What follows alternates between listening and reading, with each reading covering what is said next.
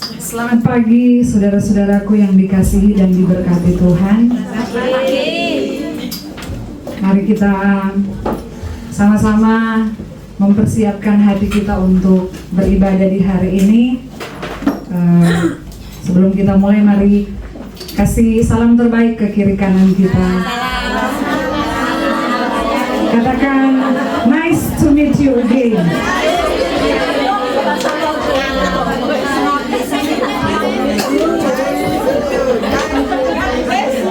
God bless you. Puji Tuhan untuk sukacita di pagi hari ini. Bersyukur untuk pemeliharaan Tuhan di masing-masing kehidupan kita. Mari kita mempersiapkan hati kita, mengambil waktu teduh sejenak sebelum kita beribadah. Mari bawa hati kita sehingga ibadah hari ini boleh menjadi berkat bagi kita semua. Jemaat, saya undang untuk berdiri.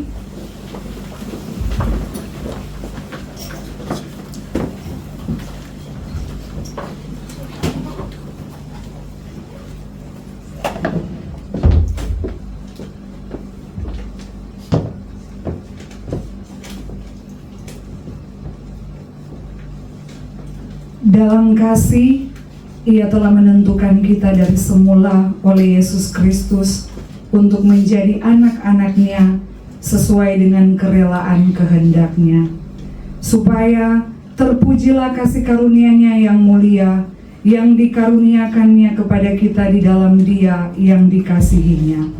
Sebab di dalam Dia dan oleh darah-Nya kita beroleh penebusan, yaitu pengampunan dosa, menurut kekayaan kasih karunia-Nya yang dilimpahkannya kepada kita dalam segala hikmat dan pengertian. Ibadah hari ini jadilah kiranya di dalam nama Allah Bapa, Putra, dan Roh Kudus. Amin. Jemaat, saya persilakan untuk duduk kembali. Mari kita menghadap Tuhan di dalam doa. Bapa kekal yang bertahta di dalam kerajaan surga, pencipta langit dan bumi dan segala isinya, terima kasih Tuhan, kami naikkan kepadamu. Kami datang dengan penuh ungkapan syukur Tuhan, karena kami senantiasa merasakan kasih sayang dan kemurahan Tuhan dalam kehidupan kami. Terima kasih hari ini Tuhan, oleh anugerah-Mu yang telah menghentar kami datang dalam satu persekutuan yang hendak beribadah, memuji dan memuliakan nama Tuhan. Bapa di surga, kami bersyukur Tuhan bahwa Engkau adalah Allah yang telah mengundang kami untuk datang beribadah, yang oleh karena Kristus kami beroleh pengampunan dosa, yang oleh karena pengorbanan Kristus kami ada sebagaimana kami ada saat ini. Terima kasih Tuhan, sebagai umat tebusan-Mu Tuhan, kami sungguh menyadari bahwa kami seringkali gagal mempercayai Engkau. Kami seringkali gagal setia dan taat kepadamu Tuhan. Dan karena itu Tuhan, di pagi hari ini dengan penuh kerendahan hati kami memohon belas kasih Tuhan bagi setiap kami. Tuhan, tolong Tuhan, kami rindu membawa keberadaan kehidupan kami yang sungguh tidak layak ini Tuhan.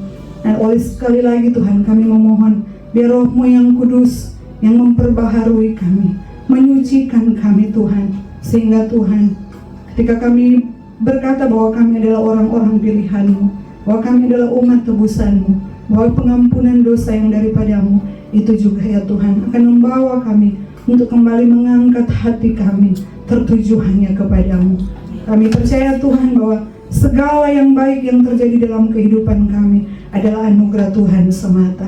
Terima kasih banyak ya Tuhan. Biarlah ya Tuhan ibadah hari ini boleh menyenangkan dan memuliakan nama Tuhan. Terpujilah nama-Mu kekal selama-lamanya. Amin.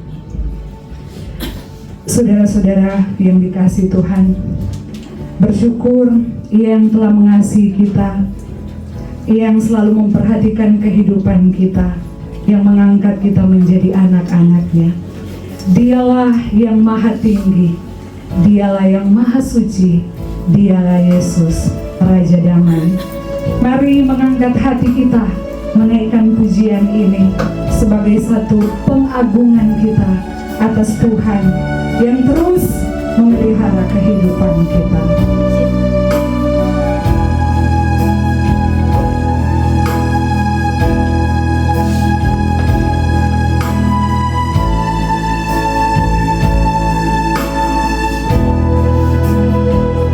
Dialah yang maha tinggi, Dialah yang maha suci, Dialah Yesus, Raja Damai.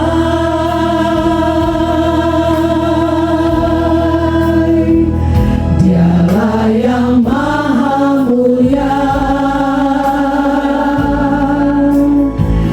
Dialah yang maha besar, Dialah Yesus, luar biasa. Kami bangga memiliki Allah seperti-Mu. Kami bangga memiliki Allah seperti-Mu. Kami bahagia menjadi milik-Mu. Kami muliakan, kami tinggikan, kami agungkan nama-Mu Yesus. Kami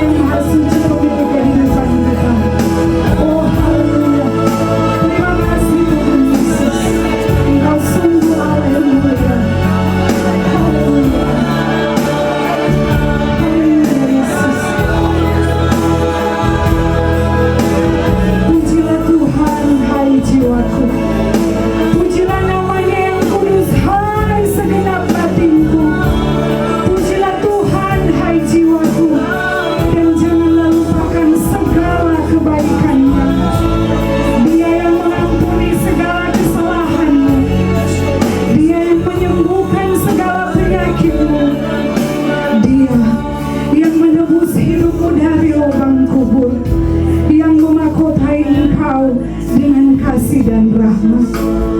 Dia yang memuaskan hasratmu dengan kebaikan, sehingga hidupmu, masa mudamu seperti burung rajawan. Bersyukurlah, di dalam Kristus kita beroleh pengharapan yang bagaikan sau yang kuat. Bergembiralah oleh karena Kristus, kepastian hidup kekal itu menjadi milik kita. Bersyukurlah oleh karena Kristus, tidak ada satu kekuatan apapun yang mampu memisahkan kita dari kasih Allah.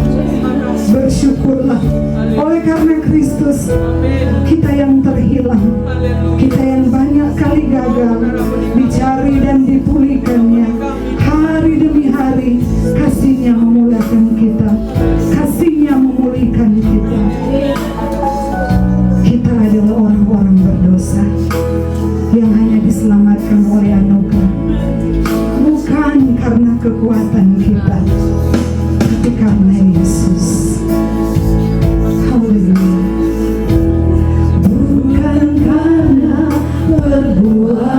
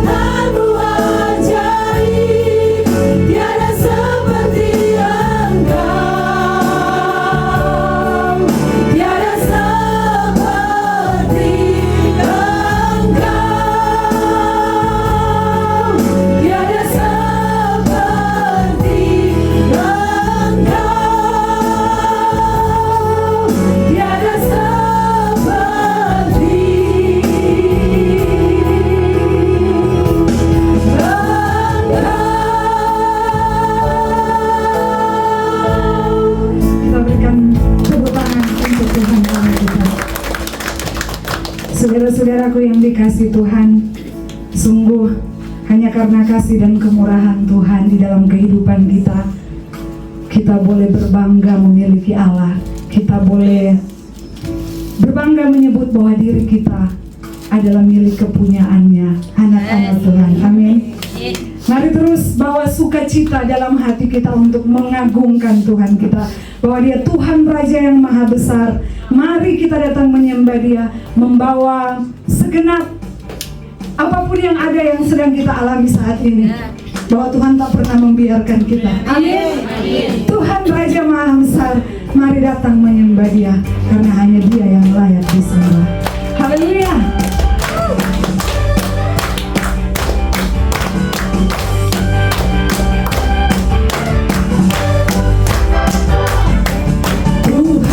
Raja Maha Besar, mari datang menyembah-Nya. Tuhan Raja Maha Besar, mari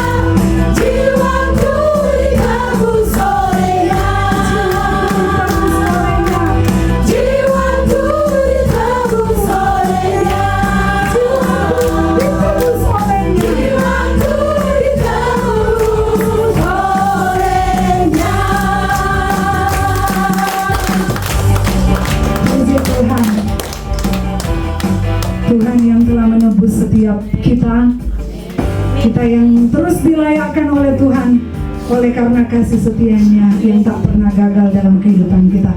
Saya mempersilakan jemaat untuk duduk kembali. Kita sudah berada di penghujung 2024. Kita pun mengakui bahwa ada begitu banyak hal yang telah kita lalui. Saya rindu kiri dan kanan saling menepuk pundak. Katakan, jangan pernah menyerah ya. Tuhan Yesus tetap setia. Tuhan Yesus tetap setia. Jangan pernah menyerah. Tuhan Yesus tetap setia. Puji Tuhan. Amin ya. Tuhan yang telah menolong kita di masa lalu, Tuhan juga yang akan menolong kita di masa ini dan di masa-masa yang akan datang, apapun pergumulan kita. Dan kita pun mengakui bahwa hari-hari yang kita jalani dalam anugerah Tuhan sebenarnya untuk membentuk kita untuk menjadi pribadi-pribadi yang kuat di dalam Tuhan. Mari bersama-sama menyanyikan pujian ini. Sembari menyanyi, sembari kita juga merenung bagaimana perjalanan kita sampai di titik ini. Hari-hari yang ku jalani, ku selalu rasakan kasih-Mu. Ku bersyukur atas kebaikan-Mu. Engkaulah Yesus Tuhan.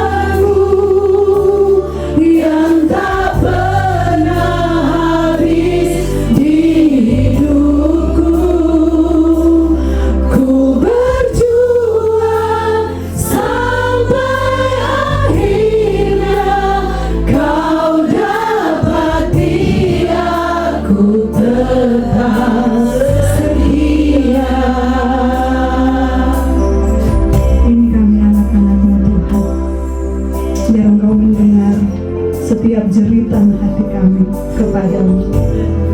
Amin. Saatnya kita akan mendengarkan firman Tuhan, dan kepada Bapak kami persilakan.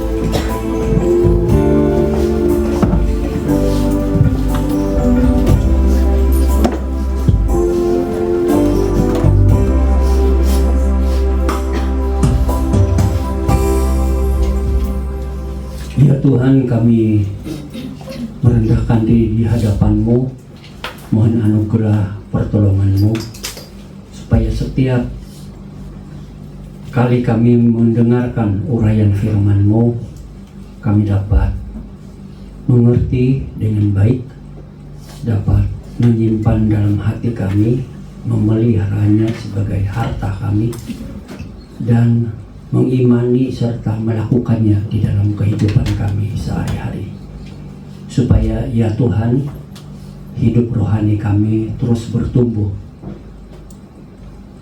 dan berbuah bagi kemuliaan nama-Mu.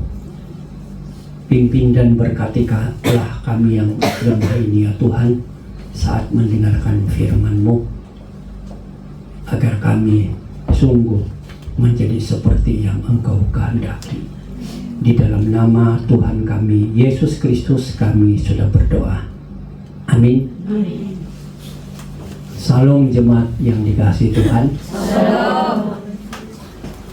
Kita bersyukur karena memang ini akhir dari tahun 2004. Kita sudah melalui hari-hari, minggu-minggu, bulan-bulan yang menyenangkan, tapi juga tidak kurang yang membuat kita menangis, patah hati, kecewa, dan banyak lagi.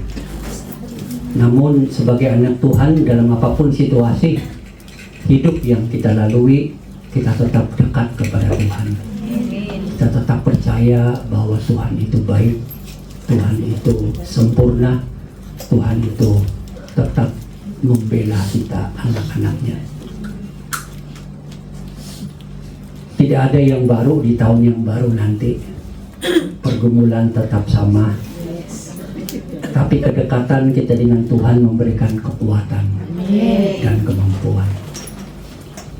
Saudara sekalian, sudah diambang Natal, dan kita berharap bahwa Natal tahun ini berbicara khusus kepada kita, lebih daripada tahun-tahun yang lalu. Biarlah pengalaman Natal membuat kita kembali dikuatkan dan mengerti apa artinya kasih Tuhan. Ada saatnya kadang kita bertanya, kenapa saya kok tidak dapat mengalami Tuhan itu secara dalam dan nyata di dalam kehidupan saya, padahal saya sudah bertahun-tahun mengikut Tuhan Yesus.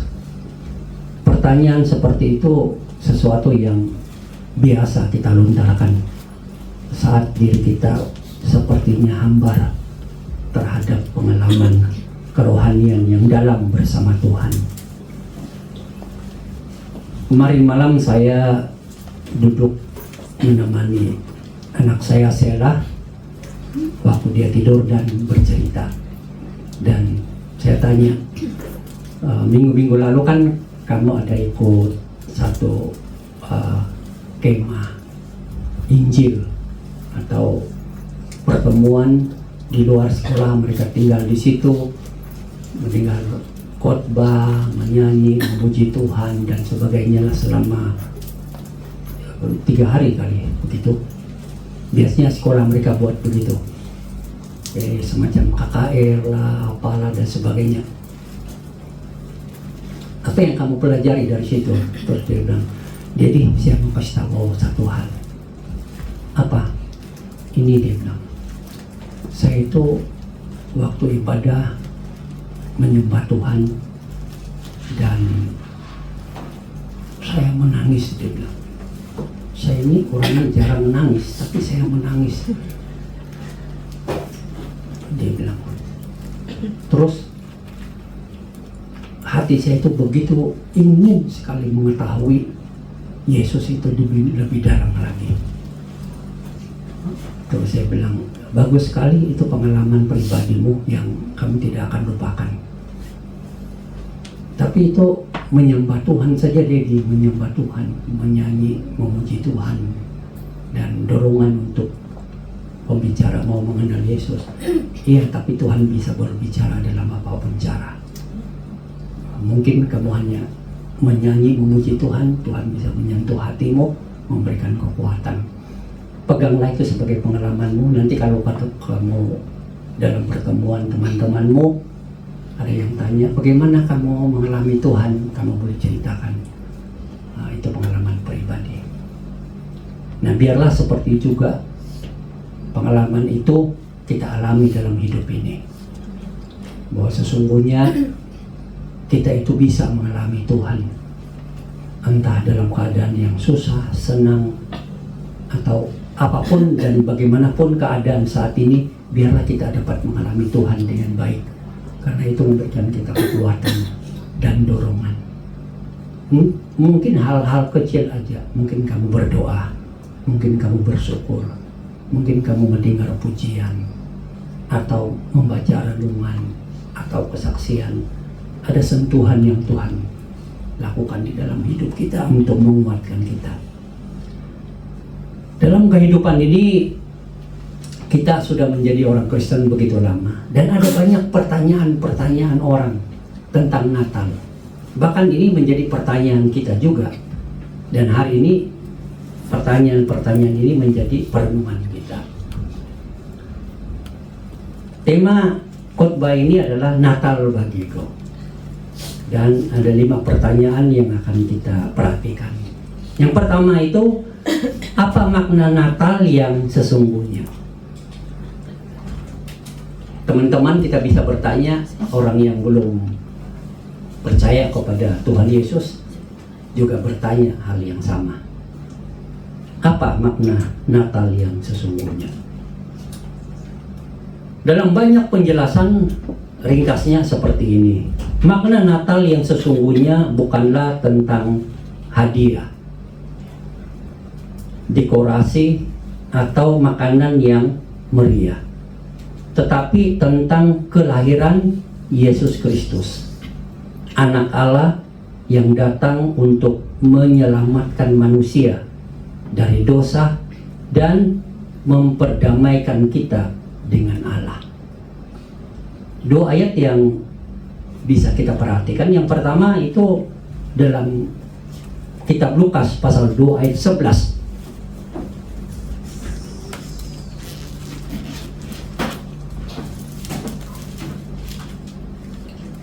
Di mana firman Tuhan berkata, hari ini telah lahir bagimu juru selamat, yaitu Kristus Tuhan di kota Daud.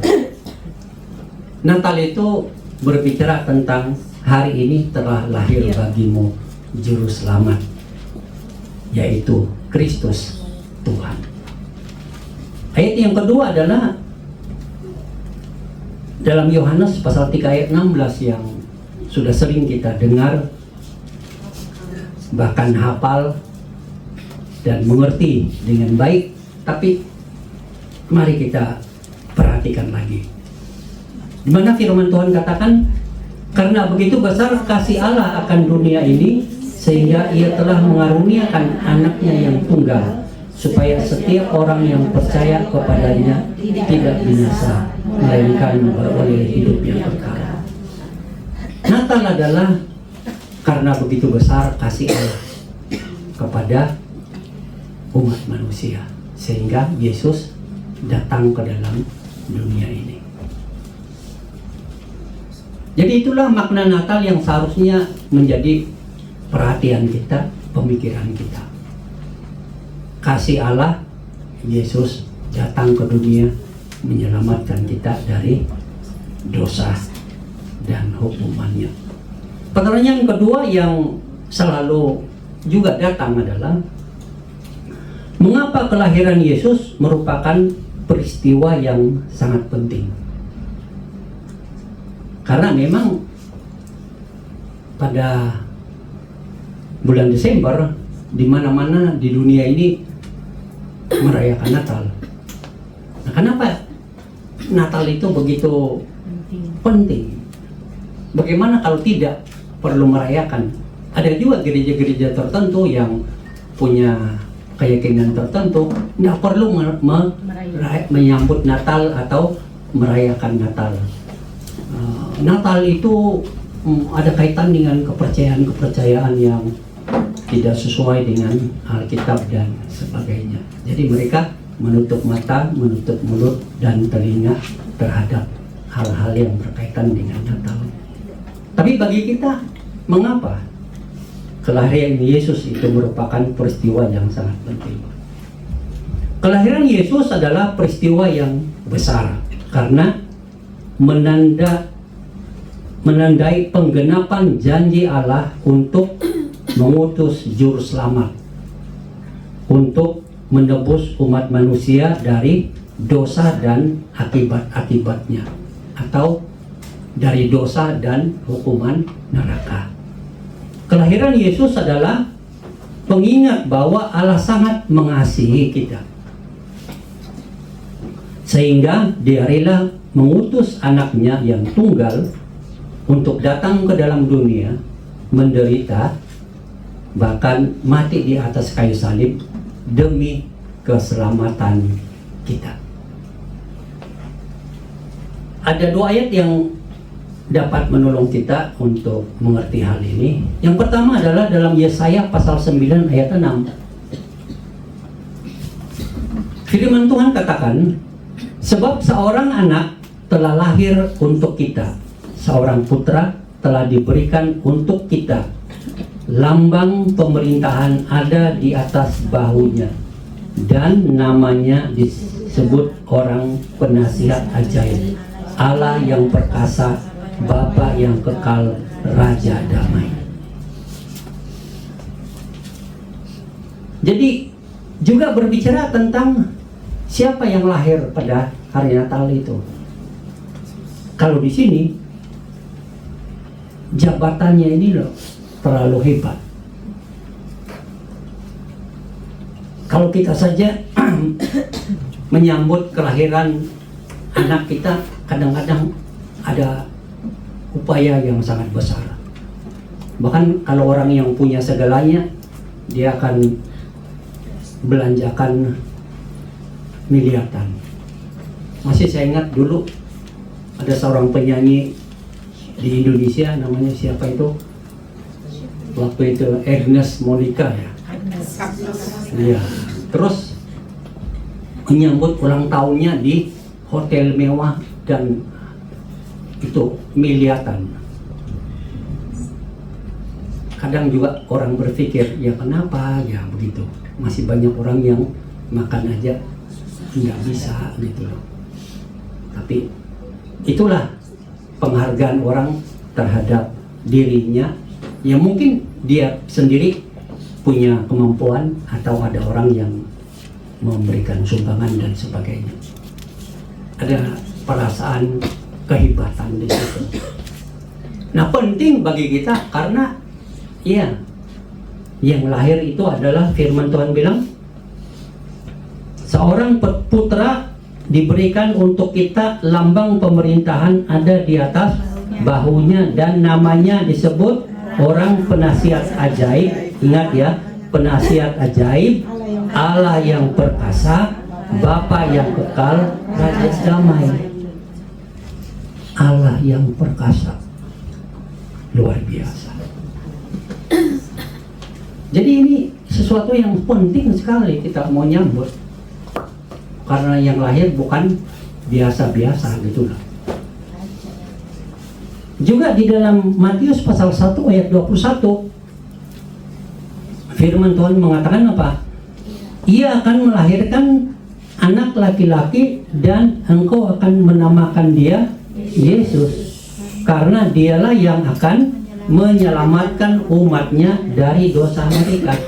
Bisa mampu menyelamatkan dari dosa. Itu bukan biasa-biasa. Saudara tidak bisa menyelamatkan dosa orang lain. Coba aja. mungkin juga anggota keluargamu yang berdosa hebat. Engkau tidak dapat bisa dan mampu menyelamatkan karena sama-sama berdosa. Tapi Yesus ini datang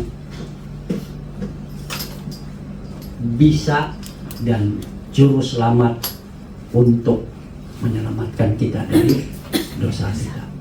Nah, ini sesuatu yang penting kenapa kita mau menyambut Natal. Bukan biasa yang lahir pada hari Natal. Pertanyaan ketiga adalah, apa yang dapat kita pelajari dari kunjungan orang Majus kepada Yesus? Kita tahu sekali ada orang Majus yang datang dari timur untuk mencari Yesus dan menyembah Yesus. Timur itu tidak dikatakan nama tempatnya, tapi itu sangat jauh. Bisa itu di Iran atau di Irak atau di sekitar situlah mereka berjalan menuju mencari Yesus. Nah, ada catatan yang mengatakan bahwa itu kayak ratusan mil jauhnya itu loh. Dan bayangkan zaman itu kan bukan zaman kini. Ada mobil, ada pesawat. Coba aja lah zaman itu kalau naik unta, dan untanya juga tidak bisa laju-laju amat gitu lah. Jadi bisa berhenti satu tempat dan menikmati, berangkat lagi, dan sebagainya. Tapi tekad mereka itu setelah tahu ada bintang yang lain itu, dan mereka mau melihat dan mengunjungi, dan dalam pikiran mereka ada sesuatu pribadi yang akan lahir, itu mereka tetap berangkat, tidak peduli apa masalah yang mereka hadapi. Itu luar biasa sekali. Nah, apa yang kita bisa belajar dari orang Majus ini? Alkitab hanya bilang orang Majus ya. Dia tidak bilang 3 orang Majus. Majus ya. Jadi jangan sebut-sebut berapa orang, tapi ada orang Majus. Ada 3 hadiah. Bisa saja 1 orang kasih 3 hadiah kan? Jangan tambah-tambah lah. Tapi maksudnya itu ini kumpulan tim mereka lah. Ya. Apa yang kita bisa pelajari? Kunjungan orang Majus kepada Yesus mengajar kita tentang pentingnya penyembahan, kerendahan hati, dan ketaatan. Jadi mereka itu datang untuk menyembah Yesus. Dan memang ada banyak orang berpikir mereka itu mungkin bukan orang percaya. Tapi kalau hanya tujuan mencari yang namanya Yesus, kan itu kan beda sekali kan. Coba kalau saudara mau mencari seseorang di daratan Tiongkok sana, namanya, dan kamu cari dan naik ini pasti ada tujuannya kan. Maksudnya apa? Ada tujuannya, ada maksudnya gitu loh. Tidak sembarangan, ayah udahlah ketemu ayo sudah, tidak ada sesuatu gitu loh. Makanya menurut saya pribadi mereka ini bukan orang biasa gitu loh. Apapun mungkin ahli bintang tapi hati mereka itu terkunci untuk datang dan menyembah yang namanya Yesus yang akan lahir itu. Mereka tidak peduli jalan yang jauh. Bagi mereka datang untuk menyembah. Dan ya ada kerendahan hati lah. Kalau mereka itu orang hebat atau orang penting atau raja atau apa, tapi mereka bisa merendahkan diri untuk jalan begitu jauh. Ya kan? Kadang kita ini mau datang Natal atau ibadah saja kayak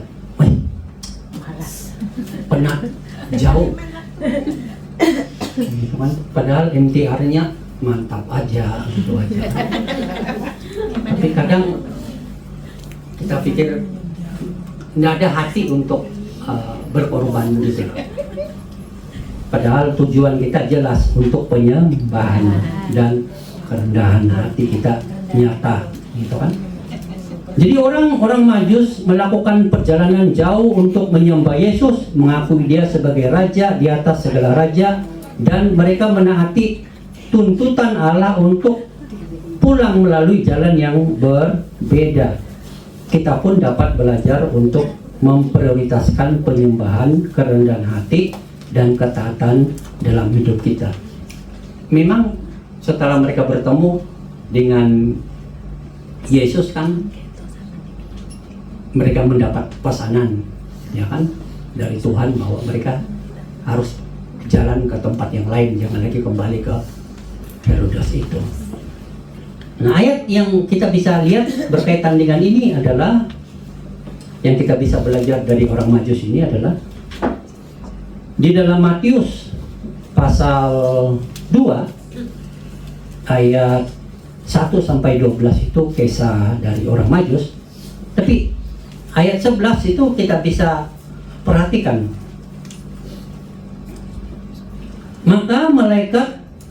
Maka masuklah mereka ke dalam rumah itu dan melihat anak itu bersama Maria ibunya, lalu sujud menyembah Dia. Mereka pun membuka tempat harta bendanya dan mempersembahkan persembahan kepadanya, yaitu emas, kemenyan, dan mur. Jadi tim ini sudah bertemu dan mereka dikatakan terang dan tegas. Begitu dia bilang, maka masuklah mereka ke dalam rumah itu dan melihat anak itu bersama Maria ibunya. Langsung masuk ke rumah, lihat anak itu bersama ibunya. Mereka tidak banyak pertanyaan. Kalau kita mungkin banyak pertanyaan, ini siapa, betulkah ini, dan sebagainya. Tapi hati mereka itu sudah ada kesan yang mendalam. Jadi begitu melihat, di firman Tuhan bilang, katakan apa?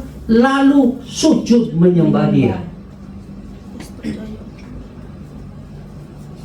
Padahal itu kan anak, entah umur sudah berapa gitu loh, tapi masih anak-anak gitu loh. Bukan di dalam palungan, ini udah di rumah gitu, tapi udah lebih besar gitu loh. Tapi tetap umurnya masih bayi kan, mereka menyembah gitu loh. Kan aneh kalau begitu sebenarnya. Tapi kita bisa belajar, mereka punya hati itu lain dari hati manusia biasa.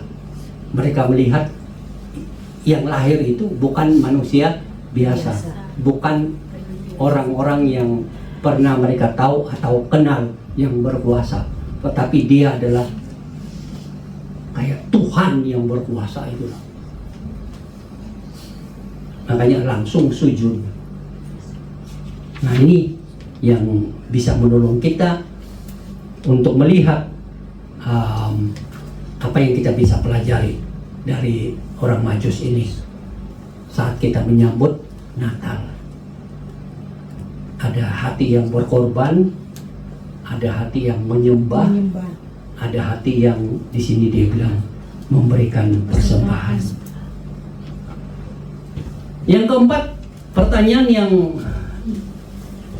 kita juga bisa pikirkan adalah bagaimana kita dapat tetap mengutamakan Kristus dalam Natal di tengah-tengah kesibukan dan gangguan. Orang sibuk kan susah itu merayakan Natal atau menyambut Natal. Seperti kalian yang harus bekerja siang dan malam,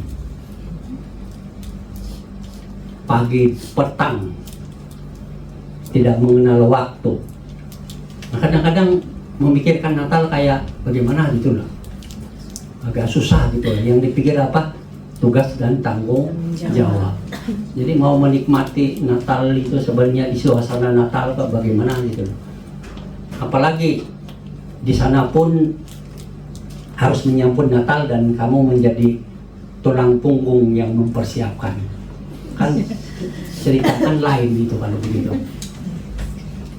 Tapi bagaimana kita dapat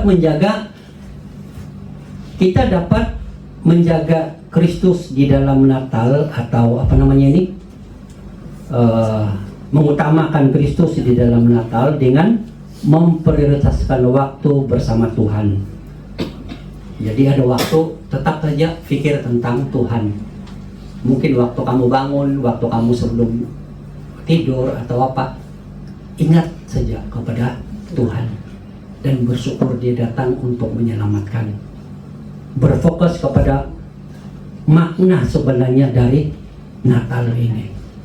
Selalu tanya, apa sih sebenarnya Natal ini? Apa yang saya bisa dapat? Apa yang makna Natal ini bagi saya? Kan begitu. Kita sudah bukan anak-anak kecil lagi. Anak kecil kan lain. Natal ini saya dapat apa ya? Kan begitu. Dan memang itu ada pemaknaannya.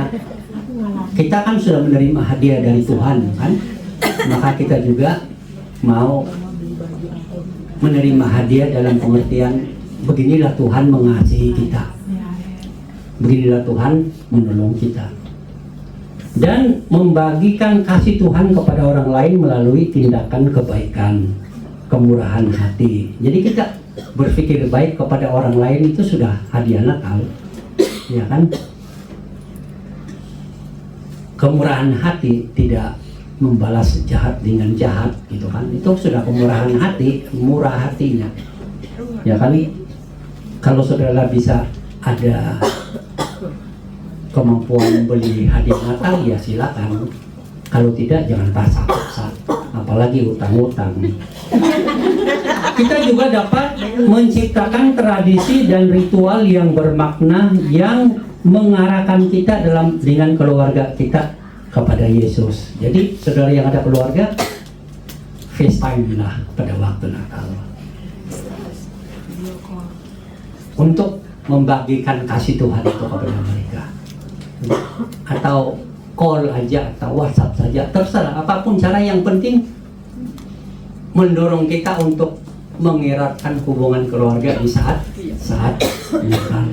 Nah itu indah sekali. Kenapa? Karena memang Natal itu kita mau sambut dengan baik, kita mau memaknai dengan baik. Pertama, kita merenungkan hubungan kita dengan Tuhan dan merenungkan Natal itu bagi kita apa maknanya, dan kemudian kita membagikan kasih Natal itu juga kepada keluarga kita, kepada orang lain. Nah, di dalam firman Tuhan dalam Matius pasal 2 ini ayat 9 dan 10 ya, bicara tentang setelah mereka mendengar kata-kata raja itu, berangkatlah mereka dan lihatlah bintang yang mereka lihat di timur itu mendahului mereka hingga tiba dan berhenti di atas tempat di mana anak itu berada. Ketika mereka melihat bintang itu, sangat bersukacitalah. Jadi katanya itu Natal bagi mereka itu Yesus sudah ketemu, bersukacitalah. Bersukacitalah. Jadi kita juga dalam memaknai Natal ya kita bersukacita karena kita sudah dikasih oleh Allah dan Yesus sudah datang ke dalam dunia untuk menyelamatkan kita, memberikan kekuatan dan pengharapan kepada kita. Kadang merenungkan lagu Natal itu membuat kita itu tersentuh. Wow, hebat gitu loh. Ada sukacita yang betul-betul memaknai hidup kita. Dan sukacita itu bukan karena kamu terima bonus atau ada teman yang lagi berbuat baik, tapi menerima sesuatu kebaikan dari Tuhan yang luar biasa itu loh. Kok saya yang begini-begini pun Tuhan mengasihi. Kalau kita kan lain, rupa baik baru kita kasihi, rupa yang kurang baik kita tidak kasihi. Kan itu kan manusia sekali, ya enggak? Tapi Tuhan lain. Justru kita yang rupa kita yang tidak baik-baik ini Tuhan kasihi. Banyak dosa, banyak kesalahan, pokoknya tidak ada yang inilah menarik lah. Tapi justru kita dikasihi. Nah itu kan memberikan sukacita, ya kan?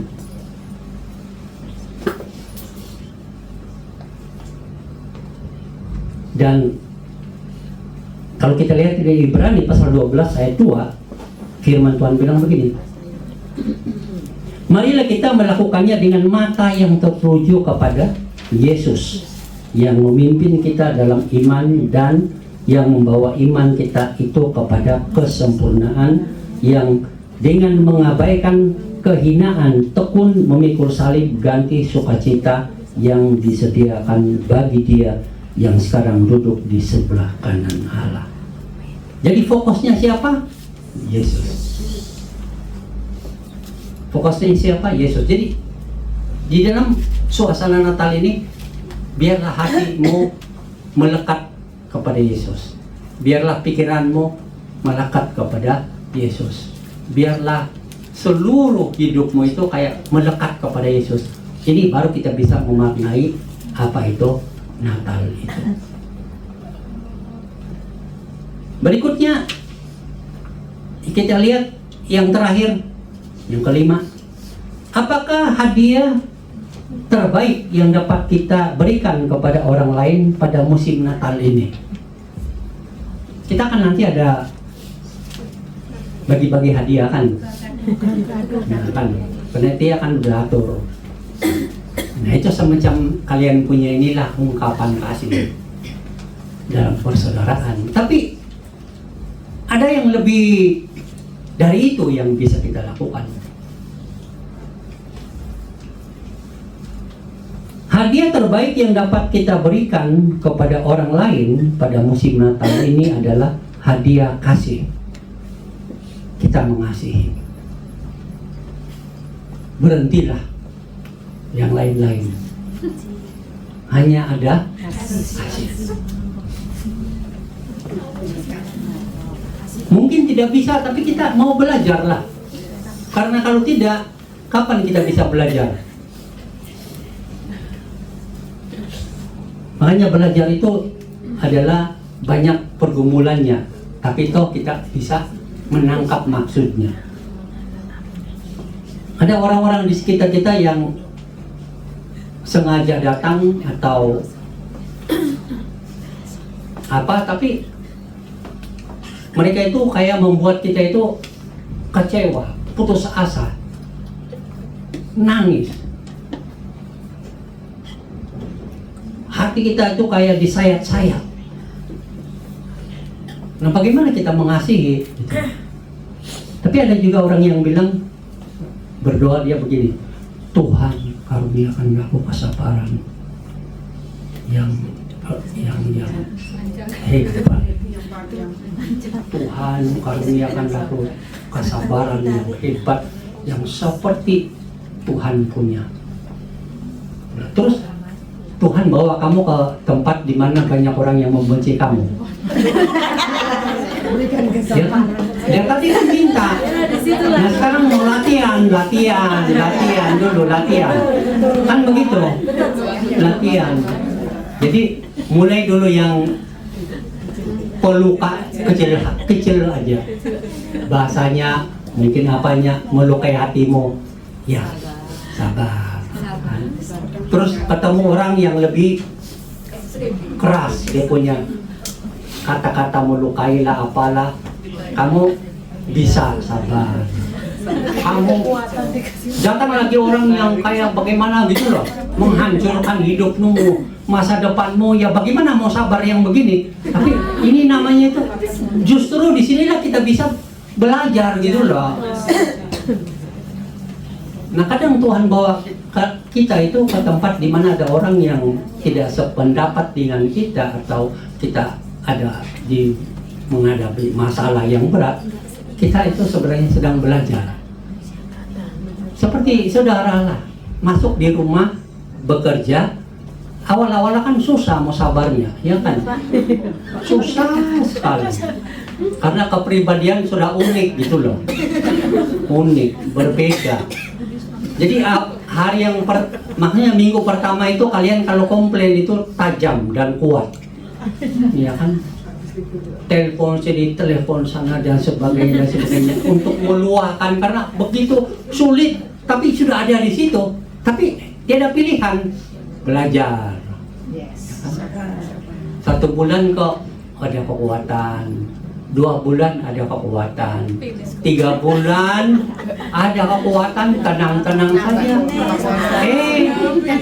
Nambah kontrak. Pertanyaannya adalah loh, awal-awal kenapa kok sulit, kok sekarang nambah kontrak? Iya kan? Nambah kontrak lagi, yang ketiga. Ya kan? Nah itu sudah lulus, namanya lulus dari kesabaran yang besar. Makanya hati-hati kalau kalian berdoa, Tuhan karuniakanlah aku kesabaran. Tenang, kamu akan nanti dibawa masuk belajar. Dan begitu kamu lulus, kamu akan tidak bisa ngomong apa-apa loh. Kenapa kok aku? Nanti kamu akan tanya sendiri dan malu sendiri kepada diri sendiri. Kenapa ya Pak aku tambah kontrak ya? Juga bingung gitu loh. Bingung, tidak bisa menjelaskan. Ya kenapa ya? Kenapa ya? Nah itu kan bonus dari karunia kesabaran. Nah itu. Jadi ada kasih yang membuat kita itu bisa belajar. Nah mungkin salah satu yang bisa kita pikirkan adalah ya kita terapkan kasih kepada semua orang di Natal yang indah ini. Pengharapan kita tidak berhenti kepada Tuhan. Kalau saya yang begini-begini buruk, berdosa, tidak ada yang baiknya pun, Tuhan datang mengasihi aku, dan sekarang aku sudah percaya kepada Dia, berarti Tuhan akan menyediakan segalanya bagi saya. Begitu kan? Ada pengharapan. Dulu saya begini, Tuhan kasih. Sekarang saya sudah jadi anaknya. Oh, kasihnya kan lain gitu loh. Saudara saja di sini, anak orang aja saudara kasih habis-habis. Lupa anak sendiri.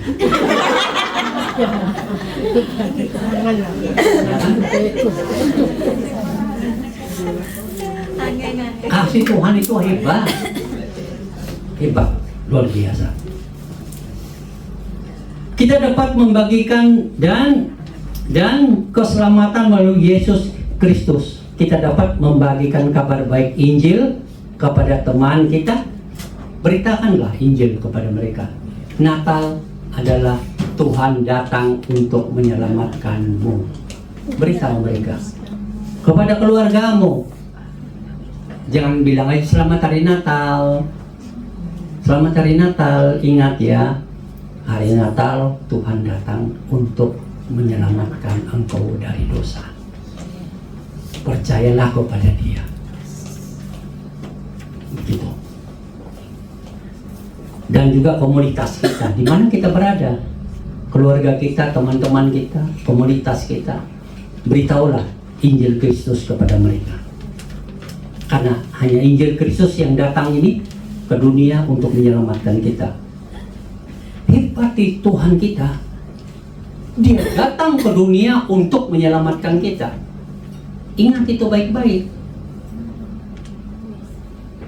Yang lain mana ada begitu. Tapi Kristen, Tuhan datang. Itulah bukti kasihnya kepada kita. Jadi kalau kita tanya, apa bukti Tuhanmu mengasihimu? Nah ini dia, Natal.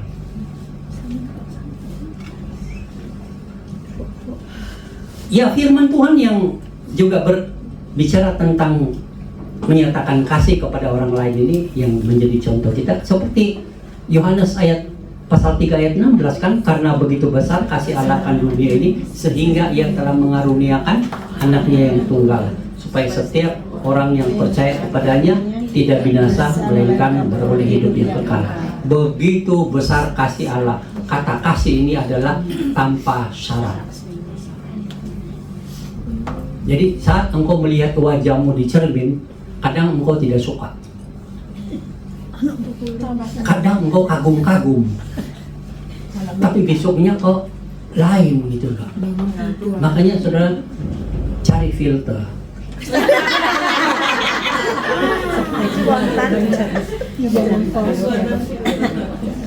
Ada orang yang bilang begini ya, ini ngomong-ngomong aja. Filter adalah Pembahagia diri. Ganti makeup. sifat kebohongan diri sendiri. Begitu. Jadi banyak orang yang sebenarnya berbohong nih.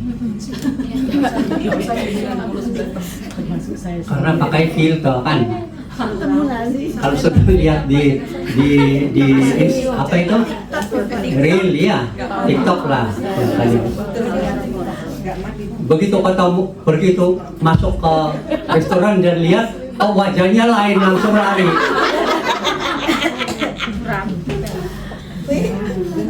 Nah itu untuk inilah,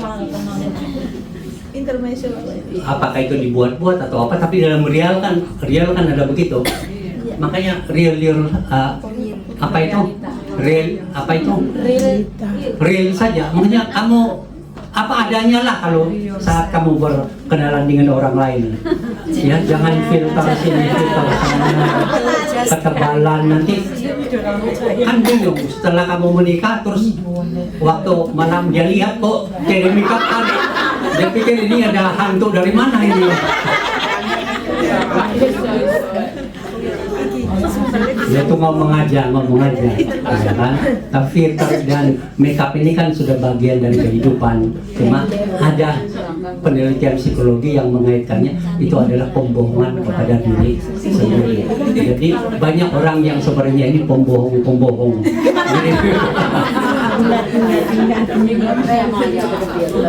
Nah itu penelitian. Nah tapi maksudnya itu apa namanya itu, kasih Tuhan itu siapapun saudara ya, kalau sudah merasa dirimu hina, Tuhan tetap mengasihimu dengan kasih yang tulus dan sempurna. Kalau merasa aku kok bentuk badanku begini, Tuhan tetap mengasihi kamu. Aku kok ini banyak ini kok kekurangan, aku ini banyak negatif yang kau pikirkan tentang dirimu, Tuhan tetap mengasihimu dengan kasih yang sempurna. Itulah karena begitu besar kasih Allah, kasih yang tanpa batas, agape itu. Dan dalam 1 Korintus 13 ayat 13 firman Tuhan bilang apa? Demikianlah tinggal ketiga hal ini, yaitu iman, pengharapan, dan kasih. Dan yang paling besar diantaranya ialah kasih. Saudara sendiri yang ngomong. Pengakuan. Jadi dalam Natal ini mari kita nyatakan kasih kita kepada orang-orang yang sudah berbuat salah kepada kita, di mana kita tetap menyatakan kasih. Ya kan? Nyatakanlah kasih dengan membawa berita Injil Yesus itu kepada teman-teman, keluarga, dan majikan atau siapa saja. Beritakan Injil keselamatan itu kepada mereka. Itu adalah kasih yang bisa kita nyatakan. Tuhan memberkati kita. Amin. Amin. Nah, kita berdoa.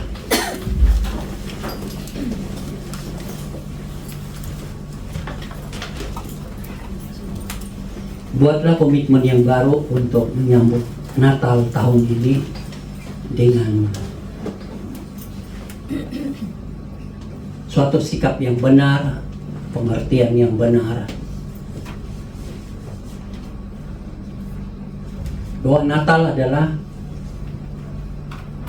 kelahiran Tuhan Yesus ke dalam dunia ini sebagai juru selamat menyelamatkan kita dari dosa dan hukuman neraka.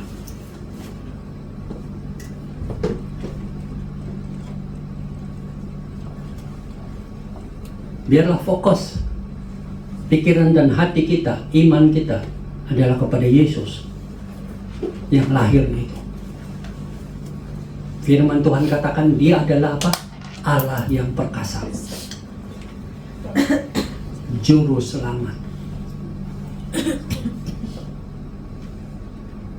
Bukan saja kita yang mau menikmati makna Natal ini, tapi mari berdoa di dalam hatimu, bawalah kabar Natal ini, kasih dan pengampunan Allah di dalam Yesus ini kepada teman-temanmu, keluargamu, majikanmu, atau kepada siapa saja. Biarlah kasih terpancar di dalam kehidupan kita bagi orang lain. Ya Tuhan, terima kasih untuk uraian firman-Mu yang menolong kami mengerti apa itu Natal bagi kami sebagai anak-anak-Mu. Dan tolonglah supaya melalui ini pikiran hati kami betul-betul disiapkan untuk menyambut Natal yang indah ini dan memaknainya bagi diri kami, bahwa sungguh Tuhan mengasihi kami, bahwa sungguh Yesus datang menyelamatkan kami, sungguh Yesus adalah Tuhan Allah yang perkasa yang datang bagi kami sebagai bukti kasih Allah yang begitu besar. Terima kasih ya Tuhan. Dan tolonglah kami semua supaya di Natal ini pun kami sungguh melihat dan mengalami betapa kasih Tuhan itu besar bagi diri kami masing-masing pribadi. Di dalam nama Tuhan kami Yesus Kristus kami sudah berdoa. Amin. Tuhan memberkati kita semua.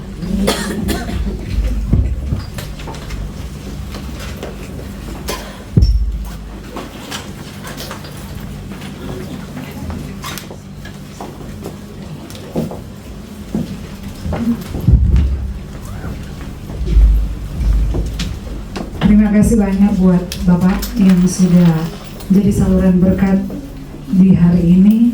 Tuhan senantiasa memberkati tugas kerja dan pelayanan dan apapun yang dicita-citakan oleh Bapak. Amin. Jemaat yang dikasihi Tuhan, terberkati dengan firman Tuhan hari ini. Amin. Ketika kita minta Tuhan kasih saya kesabaran, Tuhan menghadirkan orang-orang yang cukup membuat kita adrenalinnya naik. Ketika kita meminta Tuhan karuniakanlah saya majikan yang baik hati, yang tidak pemarah, yang sabar, dan mungkin Tuhan mau kita yang memulainya lebih dahulu. Jadi ya, biar berita Natal yang sudah disampaikan ini terus menggema di dalam kehidupan kita, menghantarkan kita untuk terus memiliki kasih dimanapun kita pergi dan berada, dan terus mengingat bahwa Tuhan tidak pernah melihat rupa, bahkan orang-orang yang gagal dipakai Tuhan untuk memuliakan Tuhan. Amin. Beri tepuk tangan untuk Tuhan kita. Dan saat ini kita akan bersama-sama mendengar info gereja. Kami mengucapkan selamat datang bagi yang baru pertama kali hadir. Kami senang bersuka cita atas kehadirannya, mengundang untuk kembali hadir di minggu-minggu yang akan datang. Selamat datang semuanya. Selamat datang juga Ibu Tian, baru kali ini ya. Welcome back. Dan info, tidak ada lagi info, dan kita akan mendengarkan info tambahan dari koordinator acara Natal gereja, Ibu Iriana.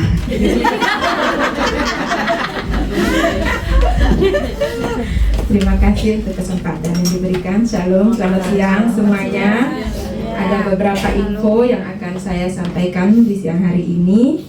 Untuk ibadah Natal tanggal 25 kita akan memulai di jam 10.30 ya. harap tepat waktu karena kita akan merayakan hari spesial di hari itu. Dan beberapa pelayan yang akan bertugas di hari itu sudah saya hubungi secara pribadi, mohon mempersiapkan diri dengan baik. Terima kasih. Untuk pakaian, boleh pakaian yang rapi, sopan, nuansa Natal, terserah mau warna apa aja, yang penting cantik.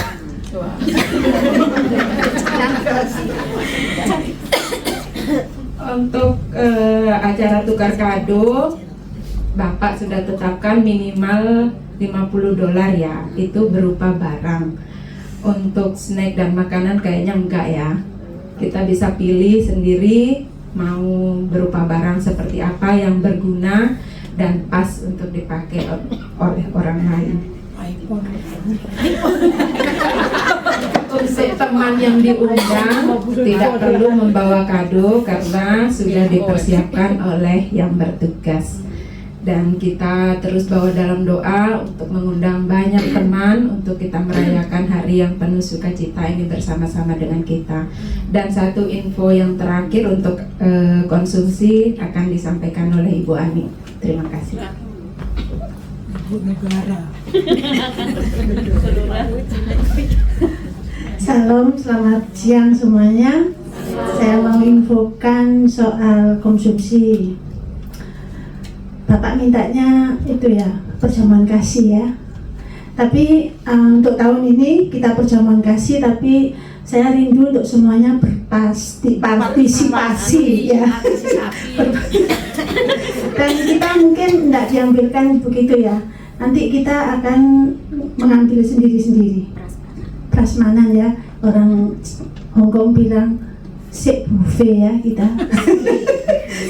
Kita jadi orang kaya semua nanti ya. Begini caranya. Mungkin saya kepingin makan rawon.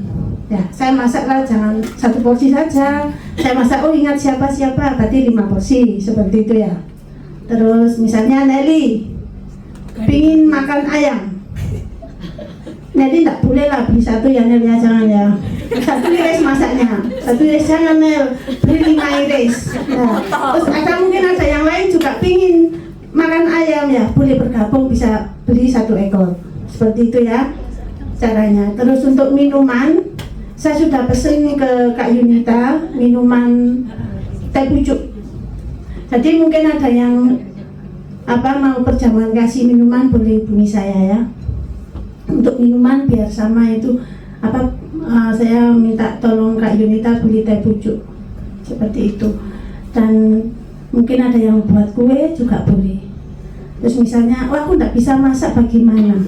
Saya sudah cek semua yang di sini ya, 0 point sini ya, yang fan apa namanya itu? Patsungpan ya. Hah? Ya seperti itu pokoknya ya. Saya sudah cek tiga tempat.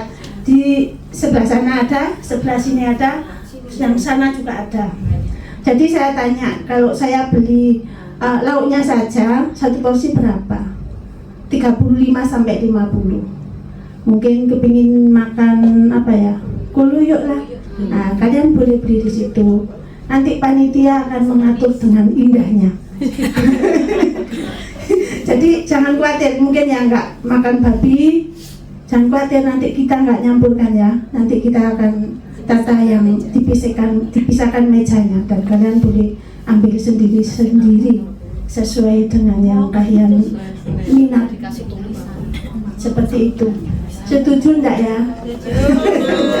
Memang perubahan ini ya, mencoba yang lain, tidak seperti yang lalu-lalu. Ya, cukup sampai di sini pengumumannya. Tuhan Yesus memberkati kita semua.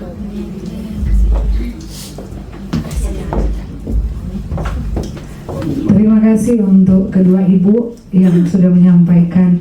Penyampaian biar menjadi perhatian untuk kita semua. Tanggal 25 Desember, jadi hari Natal di gereja sini, dan tambahan lagi tanggal 22 Desember kita akan merayakan Natal di gereja pusat NPAC, itu Natal bersama PMI. Jadi mari kita mengundang teman-teman di luar gereja untuk sama-sama bersukacita dengan kita. Demikian penyampaian hari ini, dan sebentar juga mulai pukul 3 sampai selesai latihan untuk Natal tetap dilaksanakan, jadi mau caw-caw ya, jangan kemana-mana. Oke, demikian. Terima kasih untuk perhatian, Tuhan memberkati. Dan saat ini kita akan memberikan persembahan sebagai bentuk syukur kita atas berkat-berkat Tuhan di dalam kehidupan kita, dan persembahan ini dikhususkan bagi jemaat yang sudah bergereja di tempat ini. Dan selamat memberi dengan penuh sukacita. Sambil mempersiapkan persembahan, memberikan persembahan, kita akan menyanyi bersama-sama lagu yang berjudul bahwa Tuhan akan menyediakan apapun yang kita pinta, apapun yang kita doakan dan harapkan, Dia akan menyediakan. Amin. Amin. Selamat memberi dengan sukacita.